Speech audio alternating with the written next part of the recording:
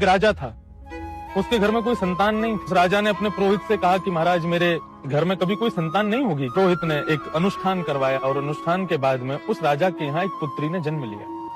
पुत्री का जन्म हुआ, राजा के पूरे राजभवन में, उसके संपूर्ण राज्य में आनंद की हिलोरें उठने लगी। सब आनंदित हो गए, हमारे राजा के यहाँ पुत्री हुई। राजा ने पुरोहित से कहा कि मेरी पुत्री की कुंडली बनाइए और इसका भविष्य कथन कीजिए। पुरोहित ने कुंडली तैयार की और जब कुंडली तैयार करके उसमें देखा तो भविष्य तो ऐसा था, वो साक्षात लक्ष्मी ही थी, लक्ष्मी का ही अंश थी। जिस घर में जाएगी, जहाँ रहेगी, वहाँ पर धन की मानो जैसे वर्षा हुआ करेगी। पुरोहित के मन में लोभ उत्पन्न हो गया और उसने मन में विचार किया, यदि किसी न किसी प्रकार कैसे भी ये कन्या यदि मेरे घर आ जाए तो इसका भाग्य इतना प्रबल है कि धन से लबालब कर देगी मेरे घर को, मुझे कहीं जाना नहीं पड़ेगा। और पुरोहित ने अपनी लोभ में आकर के अपनी दूषित मति का प्रयोग करते हुए राजा के सामने झूठ प्रस्तुत किया।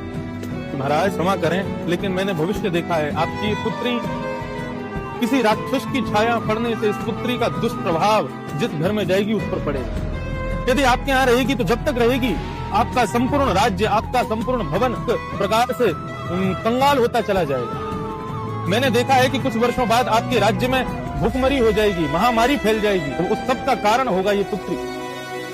राजा घबरा गए, बोले क्या करूं प्रभु? बोले एक ही उपाय है राजन, आप अपनी इस पुत्री को नदी में प्रवाहित कर दीजिए।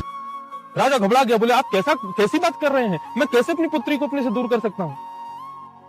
तब पुरोहित ने कहा कि देखिए महाराज, मैं तो आपका शुभ चिंतक हूँ। पुत्री एक बार को चली जाए तो दोबारा संतान उत्पत्ति हो सकती है, लेकिन साम्राज्य यदि चला गया, राज्य यदि चला गया तो दोबारा नहीं मिलेगा। इसलिए विचार कीजिए, आप राजा हैं, केवल अपने सुख का विषय मत रखिएगा, सबका सुख बुझिए, देखिए जिसमें सबका सुख हो वही कीजिए। राजा ने अपने हृदय पर पत्थर रख के हाँ कर दिया, लेकिन कहा कि मैं अपनी पुत्री के संपूर्ण विवाह तक जितना खर्चा कर सकता था, जितना मुझे खर्चा करना था, जो मेरा दायित्व है, मैं उसको पूरा करूंगा। एक बक्से में अपनी पुत्री के जीवन में जितने धन की उसको आवश्यकता पड़ेगी उतना धन उस बक्से में भर के अपनी पुत्री को उसमें रख करके नदी में विसर्जित करने के लिए राजा चला गया।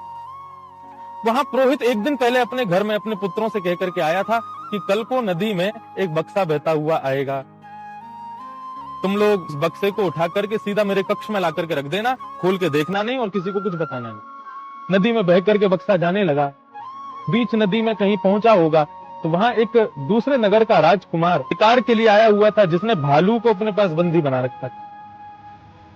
एक पेड़ से बांध रखा था भालू को, तभी उसने बक्सा आता हुआ देखा। उसने कहा कि ये बक्सा कैसा है, नया लगता है, इस पर तो चंदन रोरी और पुष्प बिखरे हुए हैं, जरूर लगता है किसी का बक्सा गिर गया होगा, मैं देखूं तो सही क्या। राजकुमार ने जैसे ही बक्सा खोला तो उसमें तो धन, सोना, चांदी, हीरे जवाहरात और उन सब के मध्य में नन्ही सी एक बालिका लेटी हुई।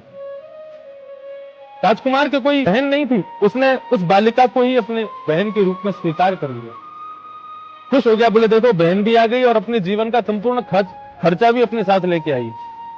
राजकुमार ने विचार किया कि अब बहन को तो मैं ले जाऊं, इस बक्से का क्या करूं। तभी उसने देखा कि भालू बंधा हुआ है, तो बंधे हुए भालू को वहां से खोल करके बक्से में बैठा दिया और बक्से को पुनः नदी में प्रवाहित कर दिया। आगे उस ब्राह्मण पुरोहित के घर वाले सब खड़े हुए थे कि भाई जैसे ही बक्सा आवेगा उसको हम घर ले जाएंगे। पिताजी की आज्ञा।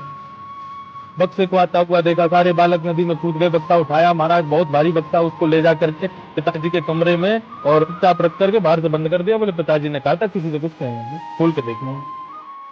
शाम को पुरोहित मोटी दक्षिणा लेकर के आए और घर आकर के जैसे ही अपने कक्ष में प्रवेश किया, पुत्रों से पूछा कि बक्सा लिया है? बोले हाँ आपके कक्ष में रखा है, आप जाकर के देख लीजिए।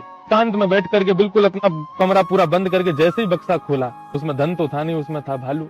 भालू ने प्रहार किया, उस भी व्यक्ति के नेत्रों को नोच लिया। बंधुओं, यही इस संपूर्ण कथा का सार है। हमारे जीवन में पाप का सबसे बड़ा कारण यदि कोई है तो वो है लोभ। लोभ पापस्य कारणम, ये हमारे शास्त्रों